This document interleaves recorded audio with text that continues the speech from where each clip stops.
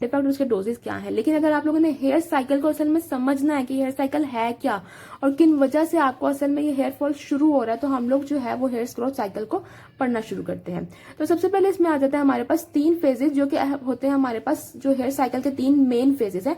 और एक फेज ऐसा होता है जो कि काउंट होता है एज अ 4th फेज, लेकिन वो असल में क्या होता है 3rd फेज का एंड होता है और 1st फेज का स्टार्ट होता है। तो वो एज अ काउंट हो रहा होता है 4th फेज के तौर पर। उसको भी हम लोग अभी देखेंगे। ओके तो हम चलते हैं अपने फर्स्ट फेज की तरफ, जिसका नाम है एनाजन फेज। अब इस एनाजन फेज को ग्रोथ फेज भी कहा जाता है। इस फेज के दौरान क्या होता है, एक्टिव ग्रोथ हो रही होती है आपके बालों की। हेयर सेल जो आपके सेल्स होते हैं वो डिवाइड हो रहे होते हैं, जिसकी वजह से आपका हेयर जो है वो ग्रो कर रहा होता है और उसकी लाइफ जो है ना वो बढ़ रही होती है। यानी आप समझे वो अपने लाइफ साइकिल जो मेन लाइफ का जो मोड है वो उसमें होता है, अपनी जिंदगी के जो मोड होता है उसके अंदर होता है, ठीक है ना।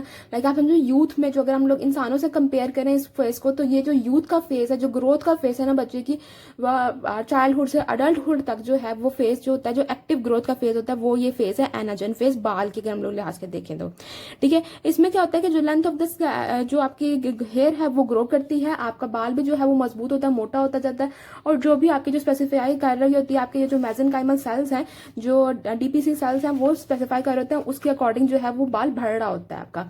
अगर हम लोग इस फेज की बात देखेंगे, ये कितने टाइम ड्यूरेशन ये जो है वो एनाजन फेज या ग्रोथ फेज चलता रहता है, तो ये 2 से 7 साल या समटाइम्स सम सेज के 8 साल तक जो है बाल जो है वो इस फेज के अंदर होता है, ठीक है ना। यानी कि जैसे सो लॉन्गर फेज, ठीक है ना।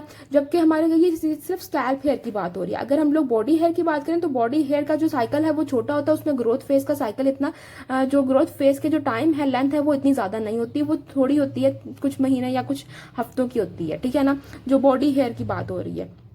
लेकिन जो आपके बालों का जो फेज है एनाजन फेज, बहुत लंबा होता है, 2 से 8 साल। अगर इससे भी कम ड्यूरेशन रह रही है तो इसका मतलब है कि अभी फिर वो हेयर फॉल पे की तरफ जाएगा, ठीक है ना। उसके बाद आ जाता है कैटेजन फेज, जिसको ट्रांजिशनल फेज भी कहा जाता है, ठीक है ना। इसमें क्या होती है, ग्रोथ बहुत स्लो हो जाती है। ग्रोथ यहाँ पर रैपिड थी, यहाँ पर क्या होगा, कैटेजन या ट्रांजिशनल फेज में ग्रोथ स्लो हो गई है, हेयर फॉलिकल जो है वो आपका श्रिंक कर जाता है, ठीक है।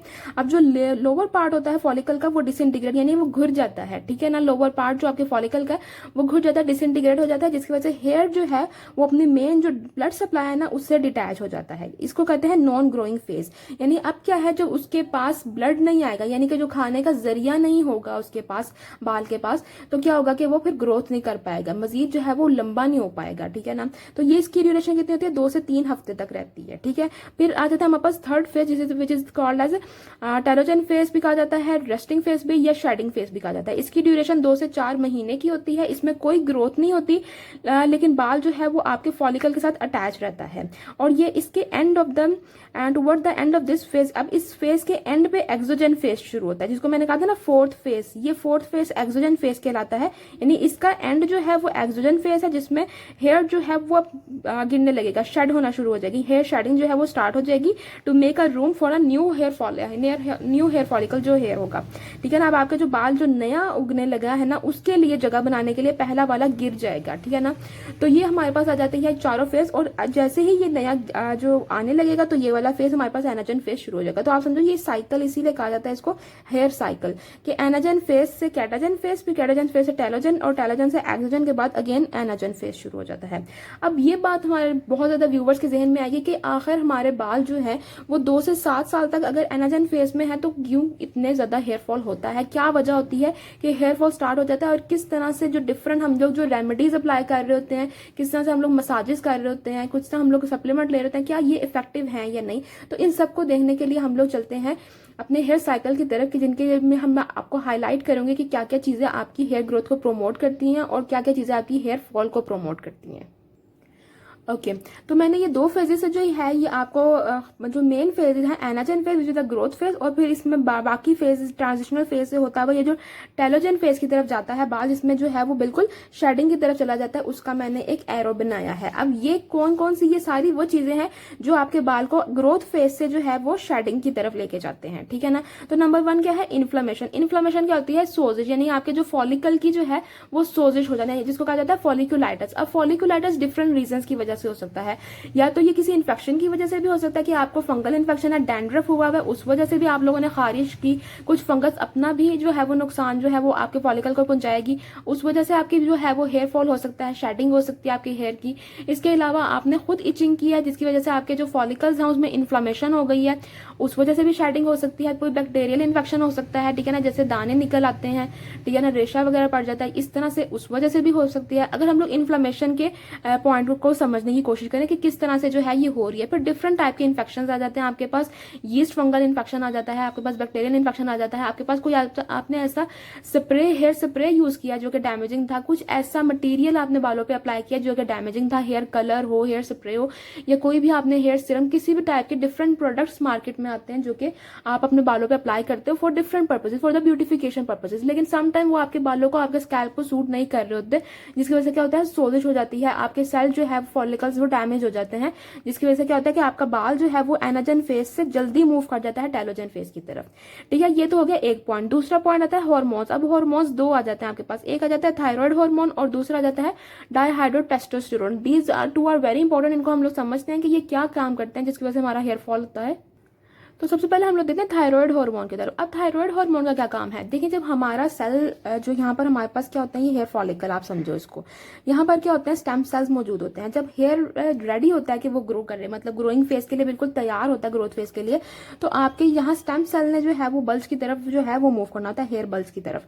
अब ये यहाँ हेयर बल्ज की तरफ मूव करने के लिए जो है ना, अभी तो ये हेयर बिल्कुल प्रॉपर है ना, यहाँ एक हेयर बल्ज होता है इस तरह से, अब यहाँ स्टेम सेल ने जो है वो हेयर बल्ज की तरफ मूव करना होता है, ठीक है। तो इस मूवमेंट को जो है वो रेगुलेट कर रहा होता है थायराइड हार्मोन, यानी कि एक सेल जो रेडी है, फॉर एग्जाम्पल एक समझे कि कोई चीज जो है वो रेडी है अपने घर से बाहर निकलने के लिए, ठीक है ना। अब उस घर से बाहर निकलने के लिए जो उसको एनर्जी, जो मूवमेंट, जो स्टिमुलस चाहिए ना, वो किसने प्रोवाइड करना है, थायराइड हार्मोन ने, ठीक है। और अगर वे थायराइड हार्मोन नहीं होगा तो वो क्या होगा कि वो घर के अंदर ही रहेगा, वो बाहर निकलेगा ही नहीं, ठीक है। तो इससे आपको समझने में आसानी होगी कि थायराइड हार्मोन किस तरह से काम कर रहा है, ठीक है। अब दूसरी बात यह कि थायराइड हार्मोन के हाइपरथायरॉयडिज्म और हाइपोथायरॉयडिज्म दोनों की वजह से हेयर फॉल होता है, ठीक है ना। ये तो हो गया हाइपोथायरॉयडिज्म कि अगर थायराइड हार्मोन नहीं आ रहा तो फिर आपका जो ये जो बल्ज है वो बाहर नहीं निकलेगा, ठीक है ना, स्टेम सेल जो है वो बाहर नहीं निकलेंगे हेयर बल्ज से। लेकिन अगर थायराइड हार्मोन बहुत ज्यादा है तो फिर क्या होगा, जब थायराइड हार्मोन बहुत ज्यादा हो जाता है, हाइपरथायरॉयडिज्म हो जाता है, तो फिर मसला क्या होता है कि आपका जो है हेयर स्टेम पे जो है, स्टेम सेल पे बहुत ज्यादा वो एक्ट कर रहा होता है, जिसकी वजह से क्या होता है वो वॉर्न आउट हो जाते हैं, खराब हो जाते हैं, काम करना छोड़ जाते हैं, क्योंकि उनको स्टिमुलस बहुत ज्यादा मिल रहा होता है। और यही हमारी बॉडी के बहुत ज्यादा जो सेल्स हैं उनका ये रूल है कि जब भी उन पे कोई भी हार्मोन बहुत ज्यादा काम करना शुरू हो जाए, कोई भी स्टिमुलस बहुत ज्यादा आना शुरू हो जाए, तो वो क्या हो जाता है, वॉर्न आउट होना शुरू हो जाते हैं, ठीक है ना। तो यही बात आ जाती है कि हाइपोथायरॉयडिज्म और हाइपोथायरॉयडिज्म दोनों ही, हाइपर और हाइपर दोनों में ही जो है वो हेयर फॉल होता है। तो अगर आपको हेयर फॉल हो रहा है तो आपने अगर हार्मोन्स का टेस्ट करवाना है तो वो आपका पहला कौन सा टेस्ट होगा, थायराइड हार्मोन का टेस्ट। दूसरा जाता है डायहाइड्रोटेस्टोस्टेरोन, ठीक है।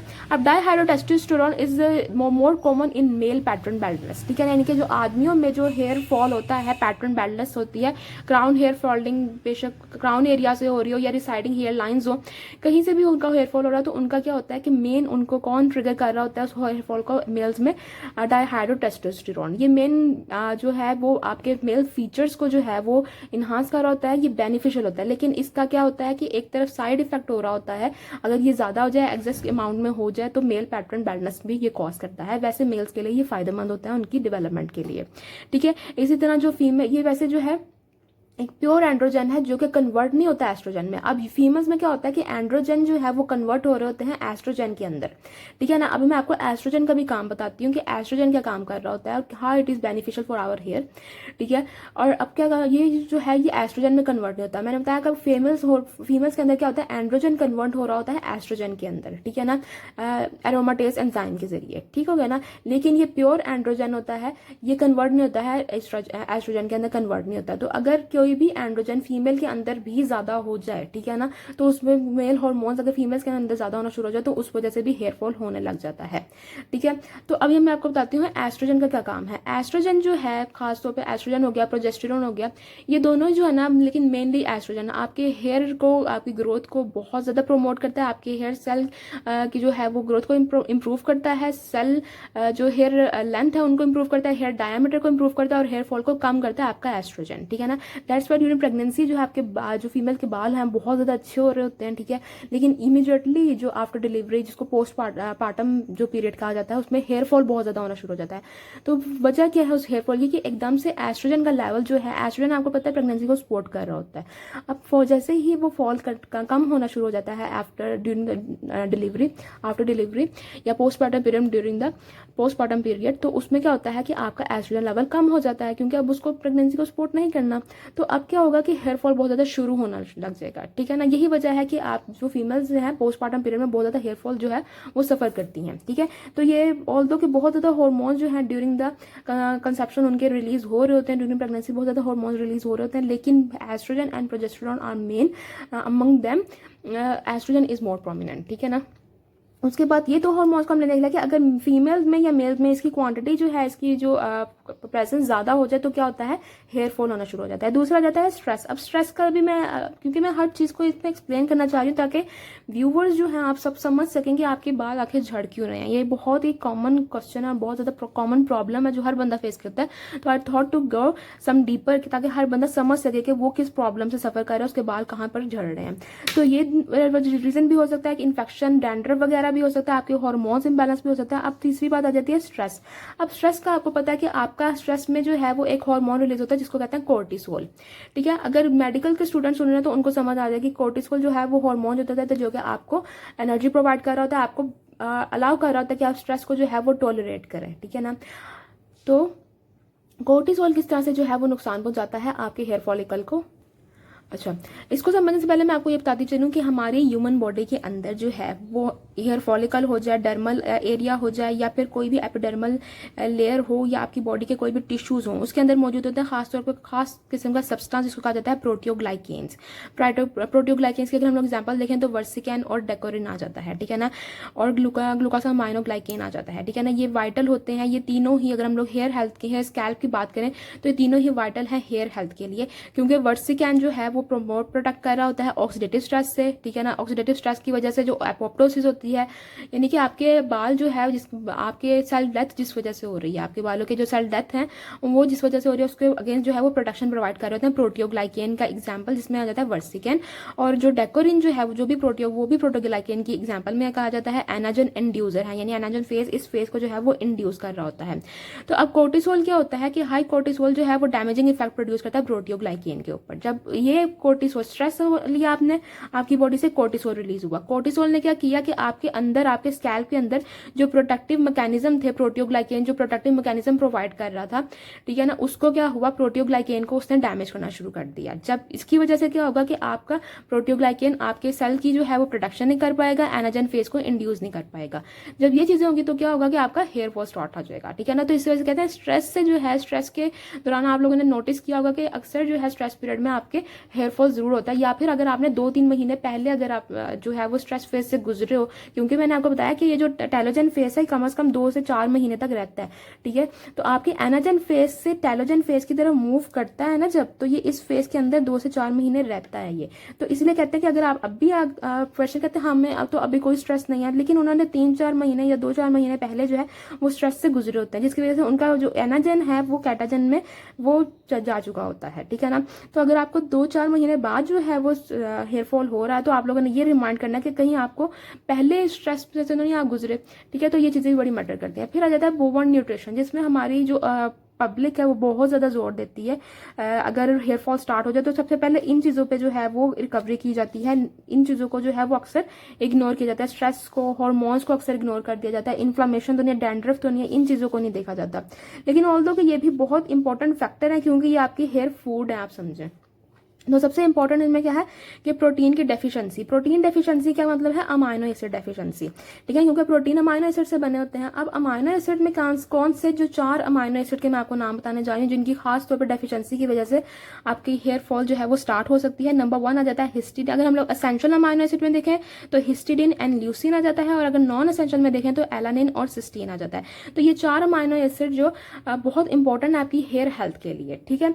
तो ये हमारे पास हो गया प्रोटीन, यानी आप लोगों ने प्रोटीन का सोर्स बेशक वो आप लोग लेंटिल से, दालों से लें, आप लोग गोश्त से लें, किसी भी फॉर्म से आप लोग लें, चनों से लें, तो क्योंकि आपको प्रोटीन लेना बहुत इंपॉर्टेंट है। लोग क्या करते हैं सिर्फ इस एरिया पे न्यूट्रिशनल डेफिशिएंसी में भी सिर्फ ये जो वाइटामिन मल्टी वाइटामिन जी स्टार्ट कर दिए, ठीक है ना। सिर्फ मल्टी वाइटामिन की डेफिशिएंसी से जरूरी नहीं है, बल्कि ये काफी ज्यादा फैक्टर्स होते हैं जिनको आपको नोटिस करना पड़ता है जब आप लोग हेयर फॉल को आप लोग अपना ट्रीट करने जा रहे हो तो, ठीक है। तो उसमें आ जाता है हमारे पास नेक्स्ट पे omega-3 and omega-6 which is extremely important. ये मैंने अपने लास्ट लेक्चर में भी जो मैंने मिल्क फार्मूला जो टर्मिनोलॉजीज को डिस्कस किया था, मैंने बच्चों की ग्रोथ के लिए बड़ी बात की थी कि omega-3 omega-6 बहुत इंपॉर्टेंट है उनकी ब्रेन और उनकी आइज की डेवलपमेंट के लिए, ठीक है। अब अगर आपका दिमाग मजबूत होगा ना, तो आपके जो ओवरऑल बॉडी फंक्शनिंग है वो क्या होगी, परफेक्ट होगी। तो ये ओवरऑल जो आपके omega-3 omega-6 है ये बहुत इंपॉर्टेंट है। ये किस तरह से इंपॉर्टेंट है, ये जो आपके फिब्रोब्लास्ट ग्रोथ फैक्टर है ना 7 और फिब्रोब्लास्ट ग्रोथ फैक्टर 10, दोनों ही जो बड़ा एक इंपॉर्टेंट रोल प्ले करते हैं फॉलिकल हेयर डेवलपमेंट के लिए, ठीक है ना।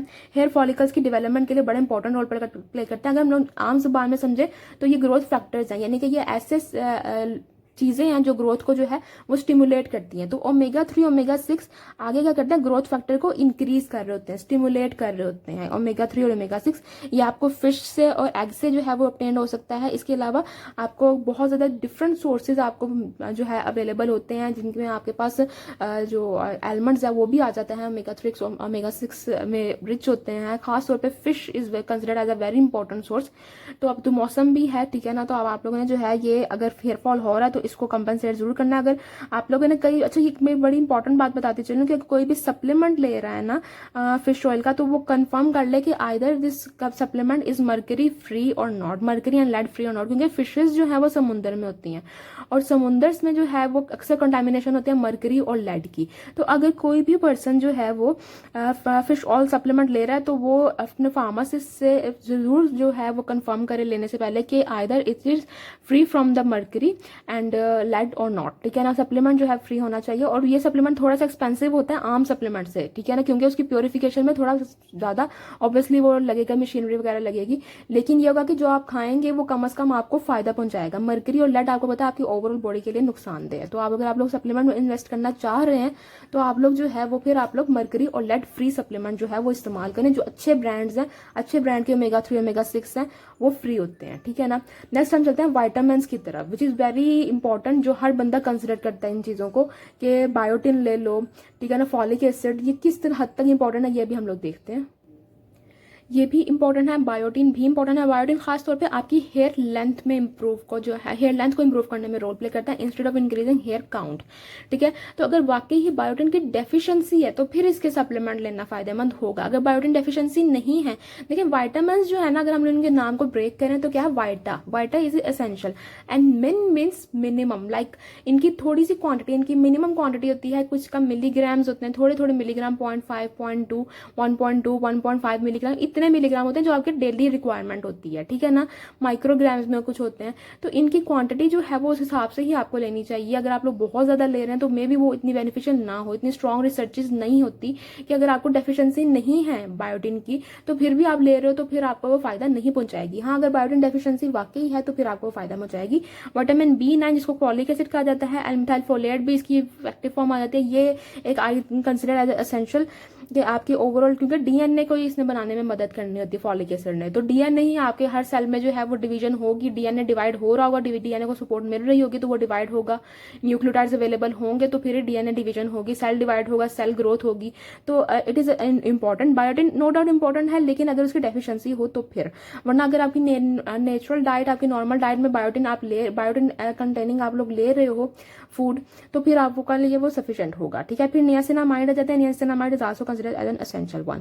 फिर आ जाता है विटामिन डी, विटामिन डी भी बहुत इंपॉर्टेंट है, इसकी डेफिशिएंसी की वजह से हो जाता है। और कुछ रिसर्चेस ने देखा है कि माइनॉक्सिडिल स्प्रे के साथ अगर विटामिन डी सप्लीमेंट भी खाए जाए, माइनॉक्सिडिल स्प्रे अगर अप्लाई किया जाए साथ विटामिन डी सप्लीमेंट, तो हेयर ग्रोथ इंप्रूव होती है। लेकिन अगर सिर्फ आप लोग विटामिन डी सप्लीमेंट पे ही फोकस करोगे तो it is also not good idea अगर आपको विटामिन डी डेफिशिएंसी नहीं है। हाँ, अगर डेफिशिएंसी है, जो कि यूजुअली लोगों में अब होती है, क्योंकि बिजी रूटीन की वजह से लोगों का सन एक्सपोजर जो है वो कम हो गया है, जो सन टाइम है, जो ऑफिस वर्क करते हैं उनका विटामिन डी जो है वो यूजुअली लेवल कम होता है। तो बेहतर है कि आप लोग चेक करवा लो। अगर आपका हेयर फॉल हो रहा है तो कुछ टेस्ट होते हैं जिनमें अगर हम लोग हार्मोन्स का टेस्ट देखें तो वो हमारे पास थायराइड हार्मोन और डीएचटी आ जाता है, ठीक है ना। फिर अपनी कंसिडरेशन पे आप लोगों ने स्ट्रेस को देखना है कि स्ट्रेस तो नहीं है। टेस्टिंग में आपकी विटामिन डी टेस्टिंग इंपॉर्टेंट है। Vitamin E is also very very essential, लेकिन इसकी एक लिमिट होती है, ठीक है। ये लिमिट जानना बड़ा इंपॉर्टेंट है। विटामिन ई के बारे में क्या है कि ये एक एंटीऑक्सीडेंट होता है, ये हेयर काउंट को इंक्रीज करता है। बायोटिन क्या कर रहा था, हेयर लेंथ को इंक्रीज कर रहा था, ये हेयर की तादाद को बढ़ाता है क्योंकि ये एंटीऑक्सीडेंट होता है। लेकिन अगर ये आप लोगों ने ज्यादा लेना शुरू कर दिया तो क्या होगा, ब्लीडिंग एक तो रिस्क हो जाएगा, दूसरा आपका थायराइड हार्मोन कम हो जाएगा। यानी कि वो हार्मोन जो इस स्टेम सेल को बाहर उसके घर से लेकर आ रहा था ना, बल्स, हेयर बल्स से बाहर लेकर जाता ताकि हेयर ग्रोथ करे, वो कम हो गया तो फिर आपको पता है अगेन हेयर फॉल स्टार्ट हो जाएगा। तो विटामिन ई भी जो है, क्योंकि मैंने आपको पहले बताया कि ये जो विटामिन है ये एक लिमिटेड क्वांटिटी में ही लेने चाहिए, इनको एक्सेसिव अमाउंट में नहीं लेना चाहिए, ठीक है ना। तो जो मिनिमम डेली जो रिक्वायरमेंट होती है आपको उस हिसाब से ही लेना चाहिए। जो अडल्ट डोज यूजुअली क्या होता है 15 मिलीग्राम होता है, ठीक है ना। अब आप लोग कंफर्म भी कर सकते हैं विटामिन पे, अगर आप चाहते हो कि एक लेक्चर आए कि विटामिन सीरीज को हम लोग डिटेल से डिस्कस करें तो वो भी आपने कमेंट में जो है वो मुझे बताना है ताकि हम लोग विटामिन की तरफ जाए, क्योंकि विटामिन में के बारे में इतना कंटेंट मौजूद है। तो अगर आप चाहें तो आप उसको भी टच कर सकते हैं। अगर आप चाहते हैं कि मैं इस पे जो है वो करूँ तो आप कमेंट पे भी मुझसे शेयर कर सकते हैं। फिर एक इंपॉर्टेंट आ जाता है मिनरल्स। मिनरल्स भी बहुत इंपॉर्टेंट है, सिलीनियम, जिंक और iron, these three are extremely important। हाँ, अगर इनकी डेफिशिएंसी है तो फिर इंपॉर्टेंट है, ठीक है ना। जिंक आपके जो है वो क्या करता है, आपकी प्रोटीन सिंथेसिस और आपकी सेल डिवीजन को इंप्रूव करता है, यानी सेल डिवाइड होगा, हेयर फॉलिकल, हेयर काउंट बढ़ेगा, ठीक है ना। तो आयरन आपको पता है, iron is also very important, ठीक है ना। ये को फैक्टर के तौर पे एक्ट करता है। किस एंजाइम का को फैक्टर होता है, वो एंजाइम जो डीएनए सिंथेसिस में रोल है, ठीक है ना। और ये रेट लिमिटिंग है कि अगर होगा तो फिर ये जो है रिएक्शन को ऑनवर्ड मूव करेगा। अच्छा, इसके लिए क्या करते हैं, क्या जाता है, फेरेटिन टेस्ट करवाया जाता है। यानी कि एक टेस्ट हमारे पास ये हो गया, ठीक है ना, आयरन का एक टेस्ट हो गया, एक विटामिन डी का टेस्ट हो गया, ठीक है ना, थायराइड हार्मोन और डीएचटी का टेस्ट हो गया। अगर हम लोग टेस्टिंग पे जाएं, अच्छा यहाँ पर क्या होता है, फेरेटिन, आयरन टेस्ट की बजाय फेरेटिन टेस्ट करवाया जाता है। फेरेटिन क्या होता है कि ये वो प्रोटीन होता है जिसके साथ जो है वो आयरन स्टोर हुआ होता है। अगर ये ना हो तो आयरन स्टोर नहीं हो पाता, बल्कि आयरन जो है वो आपके बाकी सेल को डैमेज करना शुरू कर देता है, ठीक है ना। तो सीरम फेरेटिन जो है वो टेस्ट करवाया जाता है। अगर लो फेरेटिन होता है तो वो भी समटाइम्स एसोसिएट होता है एलोपेशिया से, ठीक है। मेनली क्या है, हम लोग एलोपेशिया को टारगेट कर रहे हैं कि हेयरफॉल, एक्सट्रीम हेयरफॉल क्यों हो रहा है। नॉर्मल हेयरफॉल 100 हेयर तक नॉर्मल स्टैंड जो है वो शेड होना इज नॉर्मल, लेकिन अगर इससे ज्यादा हो रहा है, बहुत ज्यादा एक्सेसिव हेयर फॉल हो रहा है, यानी एलोपेशिया की तरफ आप जा रहे हो, तो फिर जो है वो मसला है, ठीक है ना। अच्छा, सिलीनियम भी बहुत इंपॉर्टेंट है। सिलीनियम जो है हेयर पिगमेंट में बड़ा रोल प्ले करता है, लेकिन ये कि इनके जो रिसर्च स्टडीज हैं इतनी स्ट्रांग नहीं है, लेकिन ऑल्दो कि ये रोल प्ले करते हैं, अगर इनकी डेफिशिएंसी हो तो ये इफेक्टिव होते हैं। लेकिन मैंने बताया कि आपको साथ जो है, अगर एलोपेशिया से आप सफर कर रहे हो, बहुत हेयर फॉल हो रहा है, तो फिर आपको ये सारे टेस्ट भी करवाने चाहिए। विटामिन डी हो गया, आयरन हो गया, डीएचटी एंड थायराइड हार्मोन, ये 4 जो टेस्ट हैं ये बहुत इंपॉर्टेंट है, ठीक है। फिर इसके अलावा पुअर स्लीप भी एक इंपॉर्टेंट रोल है, जो आप बहुत यूथ में जो है वो कॉमन हो गया कि रात को वो जो है वो एक्सेसिव स्क्रीन टाइम उनका होता है, ठीक है ना। सुबह का टाइम जो है वो उनका स्लीप टाइम हो जाता है, रात को स्क्रीन टाइम हो जाता है, सुबह स्लीप टाइम हो जाता है, तो ये थोड़ा सा मसला हो जाता है, उनके हेयर फॉल जो है वो ज्यादा हो जाता है, तो इसको भी देखना चाहिए। फिर इसके अलावा कुछ लोग मेडिकेशन ले रहे होते हैं, कुछ एंटीबायोटिक्स भी ले रहे होते हैं, कुछ कीमोथेरेपी भी लगवा रहे होते हैं। जो कीमोथेरेपी में कौन से आ जाते हैं, बहुत ज्यादा ऐसे हैं जिसमें मैंने कुछ एग्जाम्पल्स लिखी हैं जो खासतौर पर कैंसर से एसोसिएटेड ड्रग्स हैं, जैसे पैक्लेटैक्सिल, डोसीटैक्सिल, विनक्रिस्टिन, विनब्लेस्टिन, ठीक है ना, वो सारा कुछ आ जाता है। लेकिन ये क्या है कि ये फॉर द टाइम बिंग जो है वो माइटोसिस को प्रिवेंट कर रहे होते हैं। जैसे ही आपकी ये ड्रग जो कीमोथेरेपी कंप्लीट होती है तो फौरन ही जो है वो आपके बालों का जो साइकिल है, ग्रोथ साइकिल, वो दोबारा से स्टार्ट हो जाता है। इससे कोई डरने वाली बात नहीं होती। क्योंकि बहुत ज्यादा कीमोथेरेपी के पेशेंट जो होते हैं वो बहुत ज्यादा घबरा जाते हैं कि शायद उनका हेयर वो कभी रीग्रोथ नहीं हो पाएगा, लेकिन जैसे ही उनकी कीमोथेरेपी खत्म होती है, हेयर ग्रोथ स्टार्ट हो जाती है। इवन कुछ ऐसी फीमेल्स हैं जो कि अपनी कीमोथेरेपी स्टॉप करवा देती हैं, ठीक है ना, क्योंकि उनका हेयर फॉल हो रहा होता है। तो उनको गाइडेंस जो है बहुत ज्यादा जरूरी है कि जैसे कीमोथेरेपी खत्म होगी, उनका हेयर ग्रोथ जो है वो अगर नॉर्मल है तो फिर वो दोबारा शुरू हो जाता है, ठीक है ना। अब कौन सी ऐसी, ये तो हमने देख लिया कि हमारे अंदर क्या मसले हैं जो जिसकी वजह से हेयर फॉल हो सकता है। अब है वो चीजें जो जिसकी जो क्या हम लोग देखेंगे कि कौन सी ऐसी चीजें हैं जो हमें, अगर हम लोग इस फेज में आ गए हैं तो अब हम लोग इस फेज में वापस दोबारा कैसे जाएंगे। एक तो हमने टेस्ट करवाना, अगर इन टेस्ट में कोई प्रॉब्लम है तो हमने उस हिसाब से उसको डील करना है। दूसरा, हमने अपने न्यूट्रिशन को जो है वो अपने वेल बैलेंस डाइट लेनी है, ठीक है ना। तीसरा क्या आ जाता है हमारे पास, कुछ हेयर सप्लीमेंट, जैसे मैंने बताया न्यूट्रिशन को सही करना है, ठीक है ना। और प्रोस्टाग्लैंडिन आ जाता है, कुछ हर्ब्स आ जाते हैं। अच्छा, सप्लीमेंट्स और हर्ब्स में अगर हम देखें तो सप्लीमेंट तो चलो ये हो गया ना। अगर हम लोग हर्ब्स की बात करें या हम लोग नेचुरल प्रोडक्ट की बात करें तो pumpkin seed oil is very very important. आप लोग जो है पंपकिन सीड ऑयल का जो है वो यूज इंक्रीज करें। ये क्या करते हैं, ये ड्रग स्टिमुलेटेड होते हैं हेयर ग्रोथ के, ठीक है। फिर सेकेंड आ जाता है हमारे पास, इंक्रीज करते हैं जो ग्रोथ फैक्टर, ठीक है ना। इंक्रीज ग्रोथ फैक्टर जैसे पीआरपी आ जाता है। ओके तो अब इस पीआरपी में जो ग्रोथ फैक्टर्स हैं वो क्या होता है, इंक्रीज हो जाते हैं। क्या होता है कि ये प्लेटलेट रिच प्लाज्मा जो है ये एक थेरेपी होती है जो कि अब बहुत ज्यादा कॉमन हो गया। I think each and everyone will be familiar with this. अब इसमें कौन कौन से ग्रोथ फैक्टर होते हैं वो हम लोग देख लेते हैं कि इसमें प्लेटलेट ड्राइव ग्रोथ फैक्टर होता है, इसमें ट्रांसफॉर्मिंग ग्रोथ फैक्टर बीटा होता है, वास्कुलर एंडोथेलियल ग्रोथ फैक्टर होता है, एपिडर्मल ग्रोथ फैक्टर होता है, insulin like growth factor and fibroblast growth factor. ये सारे ही स्टिमुलेट करते हैं नए हेयर फॉलिकल्स को और न्यू वास्कुलराइजेशन कॉज करवाते हैं, यानी कि नए ब्लड वेसल्स जो है वो बनाते हैं। तो this is also very important, क्योंकि इसमें बहुत ज्यादा जो वास्कुलर एंडोथेलियल ग्रोथ फैक्टर भी है तो ऑब्वियसली वो ब्लड वेसल्स को भी बना रहा होगा। तो ये आपके जो हेयर की जो हेल्थ है ना वो ओवरऑल इंप्रूव कर देता है, क्योंकि आपके हेयर ग्रोथ स्टार्ट हो जाती है।